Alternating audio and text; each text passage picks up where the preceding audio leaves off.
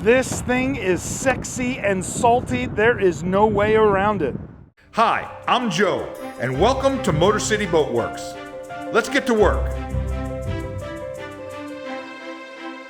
Motor City Boat Werks is my amateur boat restoration and boat building studio. It's where I make how-to videos about some of the boat projects that I have going on inside my boat works. If you're new to the channel, sometimes I'll take a trip away from the boat works in search of a little bit of boat motivation, and I'm always on the lookout for boats that are on my bucket list. These are sailboats, pocket trawlers, motorsailers that I've always wanted to own or work on. You don't see them very often, and when I find one of them, well, I like to go check it out. Today I've got something special. I've traveled more than 200 miles to South Chicago to take a look at a very rare motorsailor. This thing is called a Falls Navigator, and it's simply amazing. This boat is a 1975 Falls Navigator 32 motorsailor. It's for sale by owner on Facebook Marketplace for $33,000. This boat is one of the rarest motorsailers in North America. There were just 8 of them made in the world. It doesn't have its mast on it right now because it's getting ready to be put away for winter storage. I'm going to take you on a tour of this boat. I'm going to show you all the bits and bobs. If we're lucky, maybe we'll get to go out on the water. I hope you stick with me. I've chased down old boats in a variety of interesting places. Hey, how you doing? Are you Brian? You Brian? I'm Joe. Nice to meet you. How are you? Yeah, this is awesome. This boat has taken me to the turning basin under the Skyway in South Chicago. This is one of those boats on my bucket list. I have been trying to see one of these for maybe 30 years. I admit I'm a little giddy. I'm so excited. There's only 8 of these in the world. This is like owning a Ferrari. This is like owning a very special Vincent Shadow classic motorcycle, right? I'm telling you, I love this thing. The owner is an experienced sailor and cruiser named Brian. He and his wife completed half of the Great Loop on this boat, living on it full time for 6 months. Brian is the 3rd owner of the boat. He doesn't want to sell the Navigator, but it's time for it to go to a new home. I just want to remind everyone that Motor City Boat Werks has no sponsors. I get no compensation when I film these boats. I have no financial interests in their sale, and I receive no compensation. The design is very similar to a Willard Horizon, but it's 2 feet longer. Now, I've talked about the boats from Willard Marine in a previous episode, so make sure you check that out. The story goes that in the 1970s, a New England boat dealer by the name of Jim Fales entered into an agreement with Willard Marine to build and resell their Willard Horizon motorsailor. He would sell it under their name and pay a licensing fee. But when he took possession of the boat molds, he cut them and extended the boat by 2 feet, creating the Fales Navigator. Regardless of what you might think about that, these boats have a reputation of being very well built. The boat is right around 32 feet long, it has 11-foot beam, and the draft is just 3.5 feet. It weighs 17,000 pounds, of which 6,000 pounds are ballast. It'll carry about 360 square feet of sail. Now you will hear salty dogs bemoan how motorsailers are not that great at sailing, and they're not that great at motorboating. They're just kind of a weird combination of the two. You'll hear them complain that a motorsailor doesn't sail that well. When I hear this kind of nonsense, it's like comparing a Humvee to a sports car. They're both cars. You buy one for a specific purpose because that's what you're looking for. There's a lot of noise right now because we're under the Skyway and the Marina Basin here is quite busy with the tugboats coming in and out. But what I wanted to show you was, check this. I expected when I was going to first come look at this boat that this would be basically the Willard cutter hull, the sailboat hull, and that there would be some type of superstructure bolted on the top, you know, not being one piece. This is not bolted on, it's part of the deck, which means all of this is super solid. I mean, it's just built like a proper ship. Sure, let's get on board and see, let's check this thing out. Take a look. This is a cockpit. You got a canoe stern. We always love the canoe stern. This boat underwent a refit from 2013 to 2015. The hull was professionally painted with 2-part paint. The decks were done with Awlgrip non-skid. It has a new bottom. Brian has documented all of this with more than 160 photographs detailing all the work that was done.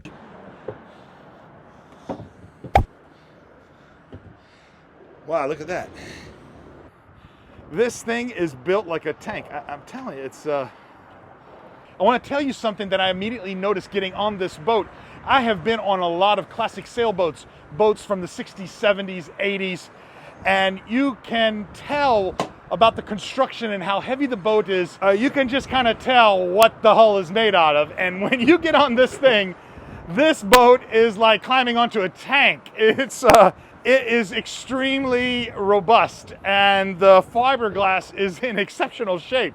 Of course, it's been painted. It was painted professionally with a 2-part Awlgrip paint, and it's just beautiful. This is the dinghy that comes with the boat. It's a 10-foot dinghy, rigid inflatable. It just needs to be cleaned up sitting outside here. It comes with a 9.9 Mercury outboard motor. Let's go inside, check this out. Look at this.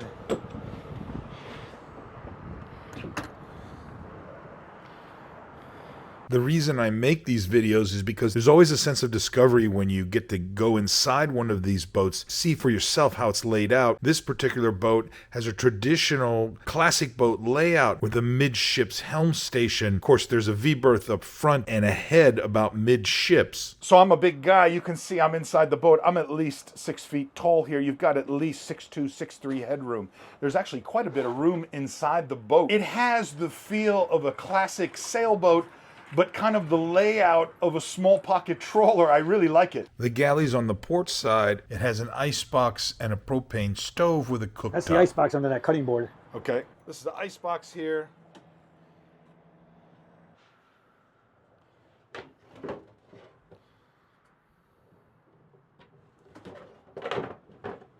This all looks good. You got a newer propane sensor. Lots of storage in the galley.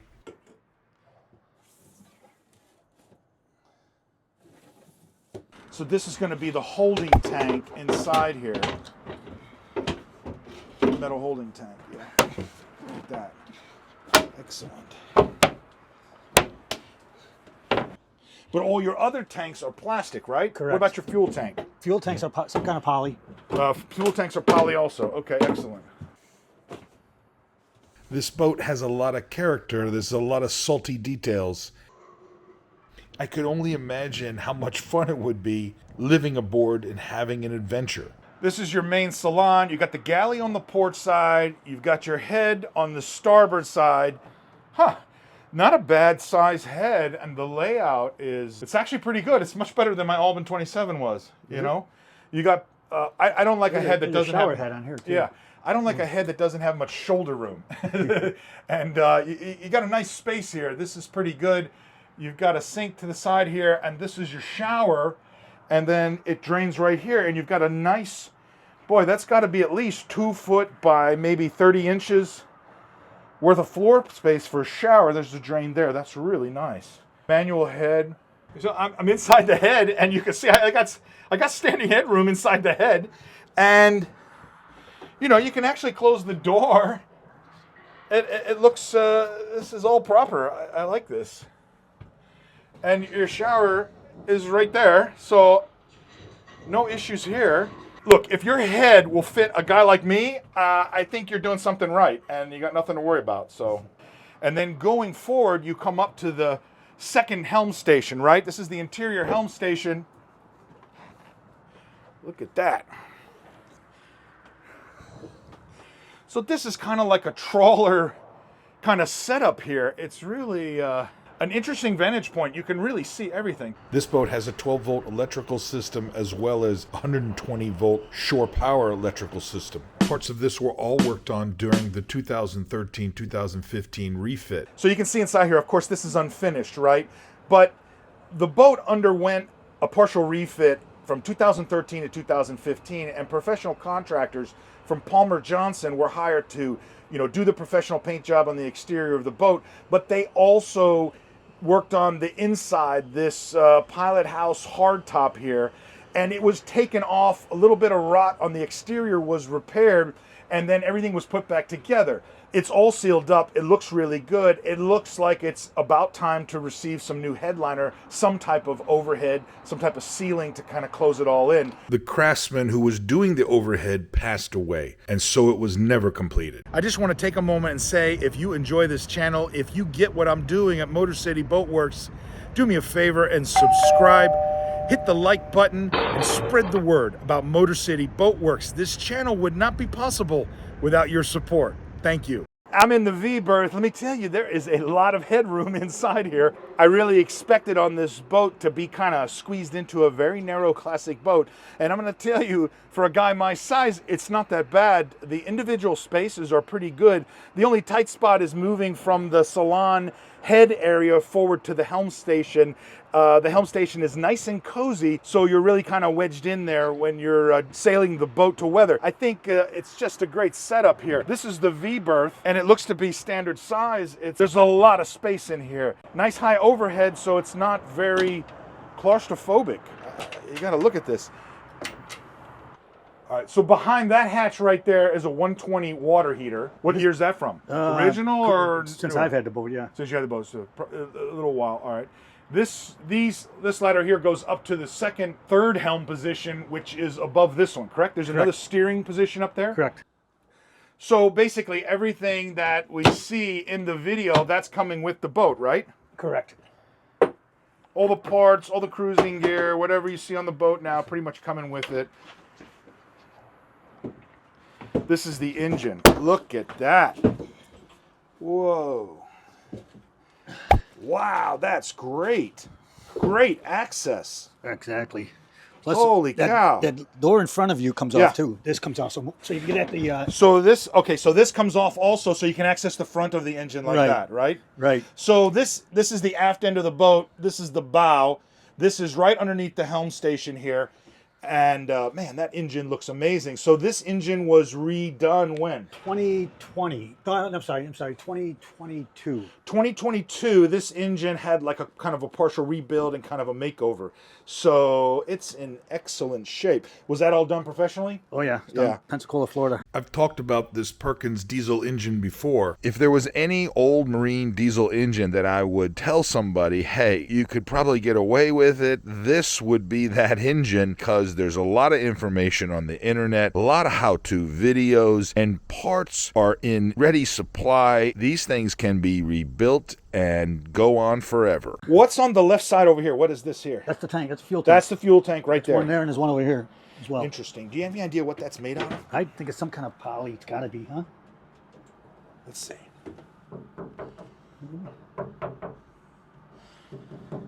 I don't know. You think it's poly? I don't know. I don't think it's metal. If it's metal, it's been coated with something. Mm-hmm. Some type of sealant or something. I think this is metal. This might have some sort, and it might even have some sort of epoxy on it. Or I don't know. I don't know. It's got to to be be honest with you, original. I can't tell. I don't know. If I didn't know better, I would think it was metal, but who knows? This is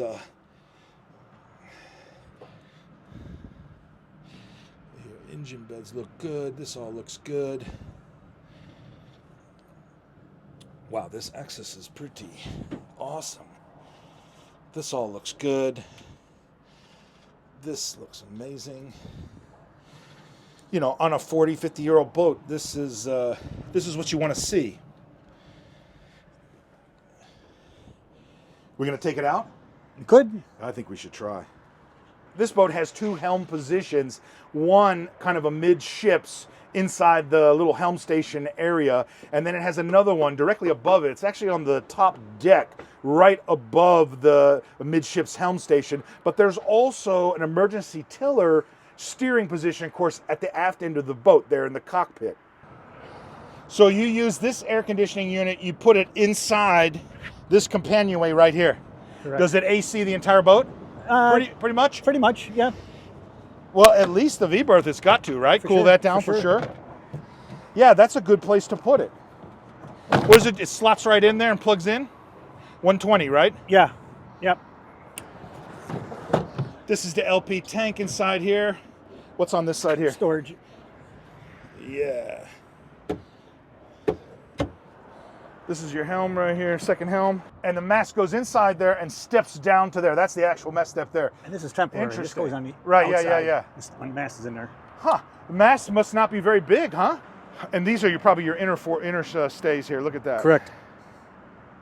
Boy, that's pretty robust. Look at that. This boat comes with 2 sails. It's sloop rigged. It has a mainsail, and then it has a genoa on a roller furler that goes, on the front of the boat. Whoa, look at this beauty. The winch does work. It's an electric winch, yeah? Electric winch. Yeah.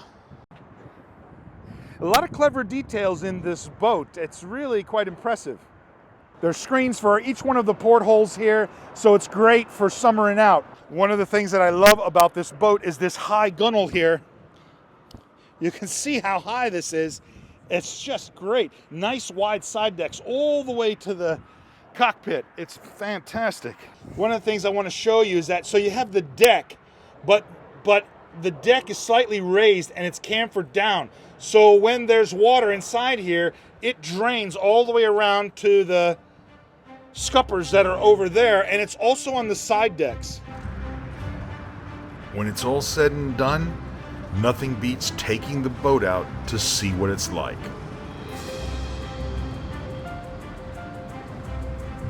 Oh, here we go.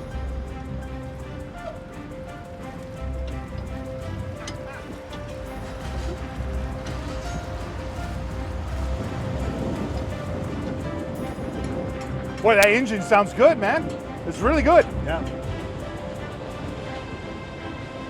Any way you look at it, there's a certain sense of romance. Being on a small ship, you can imagine all the places you could go and all the adventures you might have. Here's about a sweet spot. 2,800 RPM. Yeah. We're doing about. It's 8 very knots, smooth, about 8 very knots. smooth, yeah. Brian says that the sails add some stability to the hull. This is not a particularly fast boat. It likes to travel slow and steady. Salty dogs often tell me that I'm too enthusiastic about these old boats. I don't care what they think. I just can't stop smiling.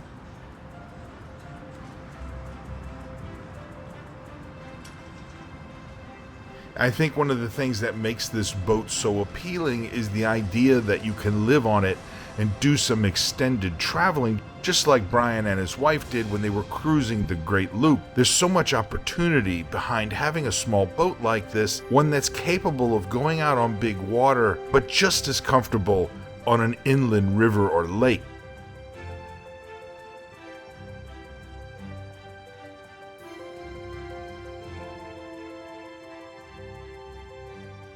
I gotta tell you, this boat is very cool.